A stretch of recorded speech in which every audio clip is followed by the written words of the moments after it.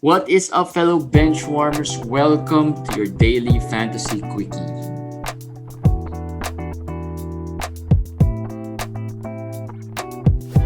Hey guys, what's up? It's a Sunday night. This quickie might come out a little bit late. We're sorry for that, but we're gonna make sure it comes out before the day ends. But yeah, tomorrow is the last day of week 17, last day of regular season for everyone, pretty much. For some, it's the last day of the season, even the playoffs. For others, it would be the last day of the semifinals. So wherever you are, I hope you gave yourself a good chance to win, right? Komish? Yep. Your chances of winning, good? I was able to take the lead today, but not as much as I wanted to, because tomorrow my opponent has a lot of players. But I think I have a fighting chance. Chance, and that's because Robert really what Williams, we want. I'm up by 4 blocks. I'm up by 4 blocks, and Robert Williams not playing, so that I'm happy. So I hope it will hold the blocks lead. Yeah, that's the first update. Robert Williams is not playing. That's the first update. And I'm happy, very happy about it. I guess a little bit of story time as well. We've done this over the past few days. Story time on the playoffs. And I just want to share this story. So in another league wherein I am currently in the quarterfinals, that's the league where I have Kawhi and had to drop Richaun Holmes just to survive. Yeah. I'm up now 5-4. And ahead by just one steal. My chances there are quite slim because, the players I have are not really known for... Well, I have good players for steals. The problem is field goals got close, turnovers got close. So it's really anyone's... anyone can really win. Like the field goal, I think a couple of miss would put me down already. But that's really not the story I want to tell. The story I want to tell is the other side of the semifinal match is between the first seed and I think the 7th seed or the 6th seed. And the first seed is losing, and he's losing big. But really, there have been some... I feel like he could have really won that matchup because he lost Harden and he lost Levine. But the difference is not too far off. Like, he is just down like 3 steals, 11 assists, and a few points. But the problem is tomorrow he'll have fewer games than his opponent. So most likely he's not gonna win that. And 12 assists is a lot for just one day to overcome, right? And I was telling him he should have dropped a player because we only have one IL, and he put Levine in that IL. And when KPJ, I told him he should have dropped KPJ early on because there was really no timetable on KPJ, right? They said Sunday. They said he'll be out until Sunday. So that's the last thing we know. That until tomorrow, he's gonna be out until tomorrow. Yeah. So pretty much that's the whole week. Yes. Right. Yes. So, and he kept him the whole week. If he didn't keep him the whole week, he could have added a player that would probably close the gap and gave himself a chance to win tomorrow. So I think those are really tough decisions managers have to make in playoffs. But yeah, decisions like those are very important as well. Yes, that's true. Those are tough decisions, and I read somewhere someone actually also saying that he drops a bonus early on the week. Yep. Because he knew that I think it was just a semis or something of that league. And he dropped him without thinking twice. He dropped him because he knew he's not going to be able to come back this week. So it's tough, but sometimes those are the things you have to do. Sabonis. And that's already a tougher decision because that's Sabonis. And Exactly. this manager had only KPJ. I mean, not only because he's a contributing player, but he's not a high-level player like Sabonis, right? So that it's easier to drop him and replace his stats somewhere else, get his stats. I told him if you pick someone up, that's additional probably 4 games for you, and then you could stream the spot, one more spot, right? So that's a lot of games that you're gonna be able to to use. So yeah, that's how a playoff goes, and you have to make decisions, especially in the injured ones. Like I'm actually surprised. I dropped Richaun Holmes, right, in that league. No one has even picked him up, and Well, you should pick him up then. but I don't have a move anymore. I used all my moves. There's only one manager who has a move, and that's one of the one leading in the other semi. So I'm not sure if he picked him up already. But You should yeah, pick him up because Richaun Holmes, I think, is coming he's back. playing tomorrow. He is playing tomorrow, right? So it's too late actually right now to pick him up. So most likely he won't be. I'm not sure if he's gonna pick him up or not. All right, so yeah.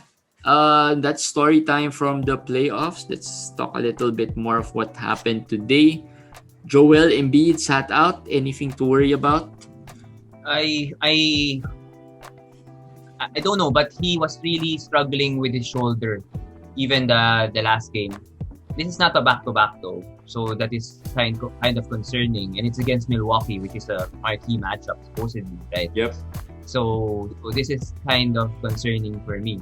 I would think there's a possibility he misses the next game, but I hope they're just being cautious. I hope they're being cautious because I have him in my semifinals team, and if he doesn't play, I'm basically done in that league. So well, let's see. But I hope it's gonna be they're just being cautious. But the worst case, I think, is gonna miss one more game. That's the worst. I think that's the worst. He's not gonna miss a long time with this. Yeah. Yeah.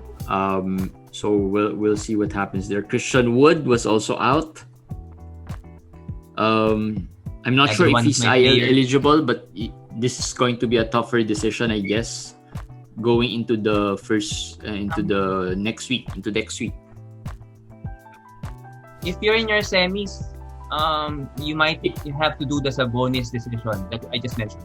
I don't think he's gonna play next week. The ankle, remember, he sprained his ankle before and he missed 4 or 5 weeks. Came back and now he sprained his ankle, and after the game he already said he can't play. He won't play the next game. After the last game that he sprained, he said he won't play the next game, and that's early for a player to say that. Not the coach, not the trainers or anything. The player to say I can't play through this. I think he is at least gonna be 1 week out, at least, maybe more. If you are in the semis, it's going to be an easy decision. If you are in the quarterfinals, that's going to be a tougher decision, because if you're in the semis, you survive 1 week, chances are no one's really going to get him if he's going to be out for 1 week, right? And by the time he's going to be available again, it's going to be finals already. So you might be able to scoop him up once again, right? So maybe, yeah, and also look at your team. If you're the 6th, 7th, or 8th seed playing a top team, you're ready. And there's advantage to begin with, and then you lose a Christian Wood. Yeah, you need all your help. And if your opponent has a full roster, like there's not much injured player, everyone's really healthy. I think at this point there's probably 1 or 2 teams in that league who's really healthier than many of the teams, right? And they would definitely have an advantage, because definitely all their players or most of their players are better than those on the waiver, anyone you pick up in the waiver wire. So that's going to be a crucial part. So if they're healthy, you have to match at least the health of their players and make sure that you play or don't waste a roster spot for injured players. Colin Sexton is in concussion protocol. Yes, that's another one of my players. That's been a good day for me in my teams. This one also is another worrying one. And okay, so let's recap. Embiid, not too worried. Wood, very worried. Sexton, moderately worried because remember Jarrett Allen, what happened to him? The people saying what kind of brain injury he got to be out for 3 weeks. Now this is the same team, same tanking team. So I don't know how they will remember when Colin Sexton also sat out I think a week or two for I don't know what injury he had. I think it was kind of minor, but he sat out for quite a while. And the NBA has, at least the concussion protocols of the NBA varies, but most often than not, it takes a long time before players get back from concussion protocols. It's like COVID. Did he get concussion or not? Like, so did you get COVID or not? If you did not get concussion, but they are not sure yet, they just want to be careful because you got dizzy or what, then it might be faster. But if you really got a concussion, it's confirmed. 2 weeks will not be enough. Now Jonas Valanciunas, I heard, did not get a real concussion. I mean, he got concussion or something, but slight. And he already missed the whole week this week, right? Yep. So that gives you an idea. So if you're holding Sexton, be prepared also maybe to move on early on next week. Because I doubt he will play. Yeah. Any news on Jonas? Is he gonna play tomorrow? No. I think he's questionable. He's been upgraded to questionable. Alright, so that's gonna be good news for some managers here. But the latest, the next week at least, you're gonna get him next week. You're gonna get to play him next week. Yeah. And another player who is injured is Wendell Carter Jr. He sat out the last game, and Mo Bamba played pretty well to replace him. He is questionable for tomorrow. Yes. Let's see. Tomorrow will be very, very crucial to see if this was just a rest kind of thing, or just a soreness kind of thing, or it is really some injury. Because if he still doesn't play tomorrow, I'll think twice. Because I just can't wait on Wendell Carter Jr. right now. It's a playoffs, so I hope he plays tomorrow, so that it will be an easier decision for all of us. Yeah. If this is really the first time you've played NBA Fantasy, which we have a lot of followers who are playing NBA Fantasy for the first time, I think the playoffs is a different ball game compared to the regular season. The ad drops would be much more important.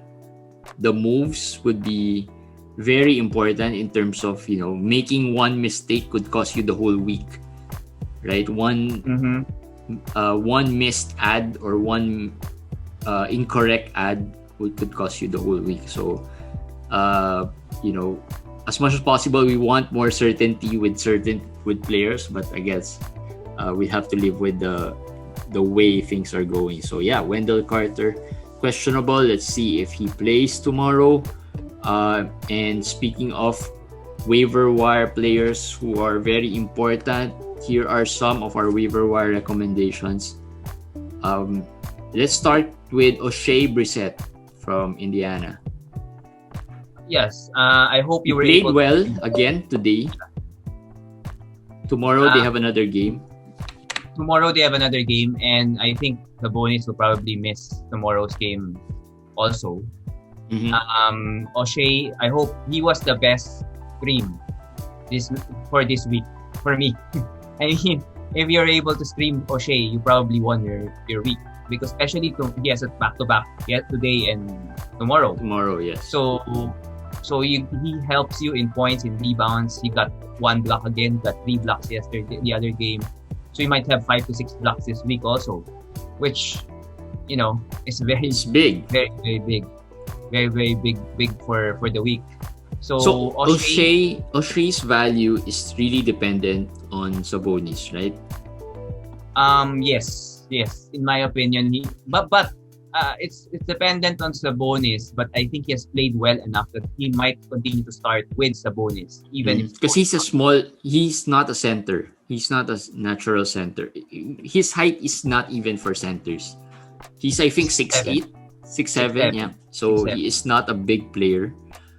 He's just, he plays big. He plays big. No, he actually doesn't play big. He was forced to play big.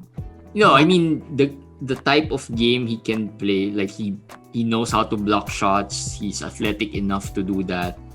He's a good rebounder at least, right? Yeah. For someone who is rebound. 6'7", he is not bad player to put in your center spot. Yes, he's Definitely better than PJ Tucker. definitely better than PJ Tucker.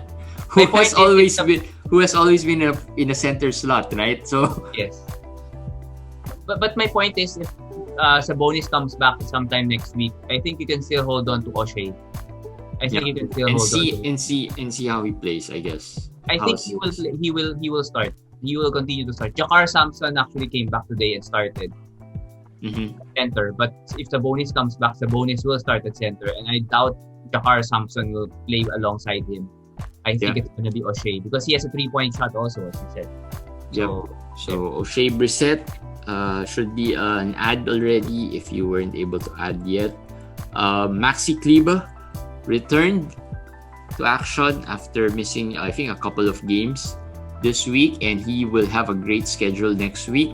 I added him in one of the leagues because I have some ads to spare, but he should be good for next week without Kristaps. He's the second best ad for me after Dorian. Is Maxi Kleber over Dwight Powell. I think he's going to be more consistent. Dwight Powell, I think it was his lucky day today. I don't think it's gonna be repeated again. Kristaps could miss the whole week again, right? I guess. If you wanna guess. No, we're not saying he's gonna miss the whole week. We're just anticipating, because Kleber's value is also quite dependent on Kristaps. His value lowers a bit with Kristaps there. The good news is they're 5-game week. So I think even if Kristaps plays, he won't play all 5. He definitely won't play all 5. Number 1. Number 2, if Maxi Kleber can have one good game, one bad game, just adding all those 5 games, I think he's gonna be a positive. It's gonna be a plus for your team, not a negative. He's not really a bad shooter. He's not really a big turnover guy. He just, solid guy. So I think if you want someone like that, I think he's the guy for next week. Yep. If you need some threes, I guess that if your stats, if you're gonna be adding for certain stats, maybe the threes and some blocks, he could help you in any of those departments. DJ Wilson, another player we mentioned before. He had a great game today, 25 points, 8 rebounds, and 3 steals. He started. I'll talk about Houston a little bit now. They only have 7 players today.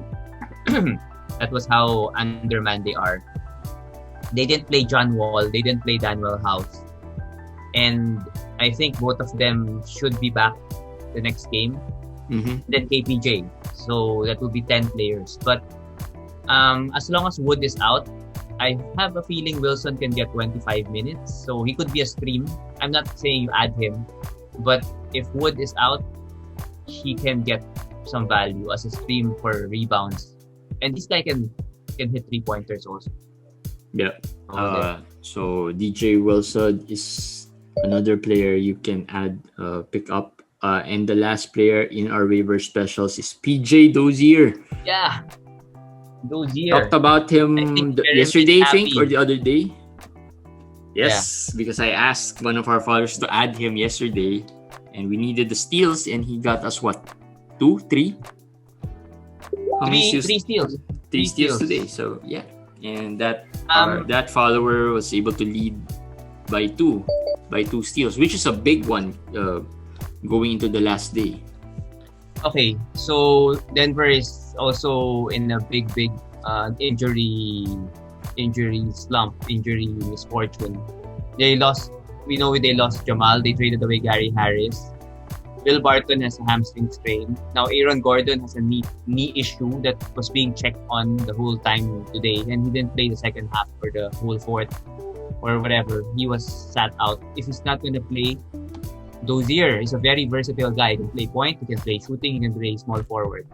So and he's not a rookie. He's not a rookie, and I really like to gamble on him right now.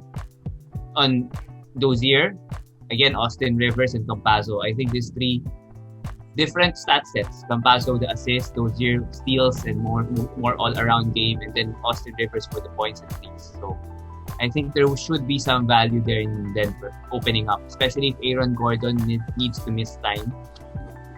Something to monitor Denver. Yeah. So you should be adding him already those years, although they don't have a game on Tuesday, I think. But yeah, he should be a good add if you have some player there who has if you have an ad for today, before the week starts, just add him. At least you won't use an ad next week for him who won't have a game, right? So he has a game on next week, the first day of next week.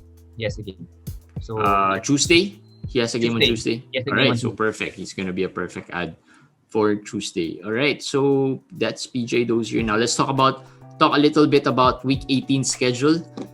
Some teams, by this time there will be some matchups that have been, somehow determined already, more or less, and maybe a few who still, But even if you are still fighting, it's also good to look forward in case you win, right? So, Week 18 schedule, like we always say, there are 3 teams with 5 games: Detroit, OKC, and Toronto. Dallas. Okay. Oh, let me see. Dallas, OKC, and Toronto. And you should be picking up some players, but not everyone in that in those 3. So, not all 5 games, not all 5 game weeks are created the same. That's what I'm going to say here. First of all, OKC, who would you pick up there? Would you trust Moses Brown? Would you even pick up Lou Dort, who's probably going to miss some games? Darius Bazley, who plays 5 games and might kill your field goal. So it's tough, right? I mean, Toronto is the same situation because I don't know how to deal with Malachi Flynn right now. Yep, no one's adding Malachi Flynn actually. And I think the only person in Toronto that you should be adding is Kem Birch. Yes, that's what Of course, you shouldn't be dropping the Van Vliets, the OG, the Pascal, and the Lowry. Maybe you can add him back up, but he's gonna be a trickier situation than maybe Fred Van Vliet and OG and Pascal, right? And Toronto has a kind of a tough schedule. They have Cleveland, they have Utah, they have LA Lakers. So 3 of the 5 tough defensive and slow-paced teams. Cleveland is a slow-paced team, if you guys don't know yet. They're a terrible team, but they play slow. So that's not a good fantasy matchup. So it's not also a good matchup. And someone kept on asking me about Malachi Flynn. They said they wanted to pick him over in Raul Neto. So he said he doesn't have a move this week, so he's gonna add him for not for Monday, but for the Tuesday or whatever. I said, if that's the case, then you lose 1 game already, right?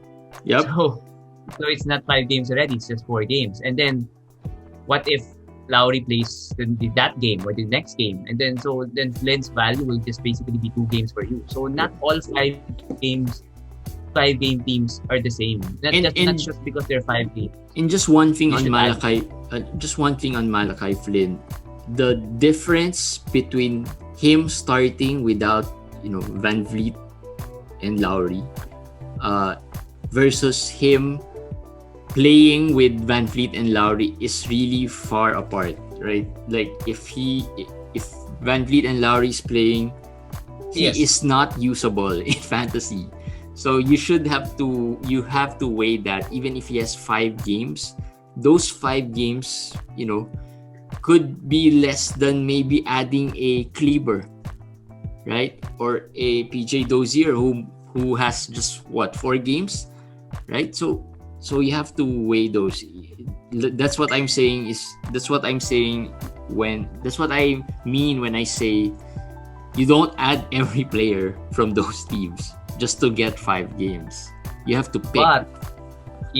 But the team that you should really focus on is Dallas. Dallas, if you have Luka, if you had Kristaps this week would have been great. But sadly, he got injured at the very week that he could have really exploded. I'll tell you the teams of the matchup of Dallas. Sacramento, Golden State, Detroit, Washington, and then Sacramento again. Yep. I mean, perfect. It's just the most perfect matchup. Those 4 teams, because they play Sacramento Okay, twice, but here's my thing as well. Okay, we're saying it's really the perfect teams, matchups for them. But don't take our word that everything will really go perfectly against these teams, right? One example I have is when Steph went against Washington. Remember that? I think it was this week. Steph went into Washington. He was red hot before that Washington game. And, if you look at Washington, you expect him to explode even more. But he shot 7 out of 25, scored how many points? I think he didn't even score 30 there. So I think it's a great schedule, definitely. Looking forward looking at these teams, Luka should feast and all, but there could be some surprises as well. Just managing your expectations as well. They have 5 games. Obviously, you're gonna add them. You're gonna use them, but it also doesn't guarantee. Playing the devil's advocate, I guess. No, but if you remember our episode with Max, this kinds of schedule looking the matchups is more important for the mid-range players. Yep. Although Luka will be great no matter what 5 games. But this 5 games won't hurt him, and this 5 games will be just so fast paced. So if you look at this, Dorian Finney-Smith, as I said, Maxi Kleber, as I said, Jalen Brunson. Yep. You could add, because if the score will be 130, 120 for all 5 games, you could bet that Jalen Brunson will have 2 or 3 20-point games next week. Yep. So that's one. Josh Richardson got hurt. Yep. So again, we were just talking about him yesterday. Yeah, he got hurt. So now I'm not that high on Tim Hardaway because he could play like he played today. I think he had 1 out of 10 today. 2 out of 13. He shot 2 out of 13. Something like that. So I'm not that excited to add him, but for sheer volume, yeah, Tim Hardaway. But you be careful with the field goal. It's just that Dallas is the team to target this. Though they went up against Lakers today, although the Lakers lost, but still the Lakers are still the number 1 defensive team in the league. Yes. So 2 out of 13 is really not surprising if you're going up against the Lakers. Brunson even had 1 out of 7, was even 1 out of 7, so he's pretty much the same. He had pretty much the same shooting percentages. So yeah, but I think Dorian Finney-Smith, Kleber should be added. Brunson, you can add him maybe for certain games or certain if you stream him. Maybe that's just my take. I mean you could add him for the long term and see how he plays, and then maybe stream him if he doesn't have a game, right? I don't think that would hurt. And same goes for Tim Hardaway if you need the threes. Yes. And then after that 5-game week, we'll talk about how next week's schedule looks. And next week has more games than this week. So we have only 2 really few games, which is Tuesday and Thursday. But Manila time, that's Wednesday and Friday. So if you're gonna stream, you have to concentrate on those 2 days. Okay, if you look at the schedule and you're preparing for next week, and you notice that your team has less games than your opponent, right? What should you do? Then you should prepare your streams. You need to make a plan which days you should stream. Monday has 11 games. I would feel that you at least have a full schedule there. So even if you don't have a full schedule, you have a lot of players that could contribute and keep you close. The important days are the next day, the Tuesday and the Thursday, or Wednesday or Friday in Manila. Tuesday, Thursday, Manila time. Tuesday, Thursday, US time. So that's Wednesday, Friday, Manila. Friday, Manila time. So those are the days that you should really concentrate on, in my opinion, because you can find, if you have more games during those days, you could take the lead. That's what happened to me this week. Those few game days, I have 5 to 6 or 7 players, while my opponent had 2 or 3. So I was able to catch up on those days. Yep. And then, until the end, I was able to keep close. And like we always say, be smart with your moves. Don't just add players just for the sake of adding players and just for the sake of trying to outnumber the number of games against your opponent. But be smart in what type of players you add.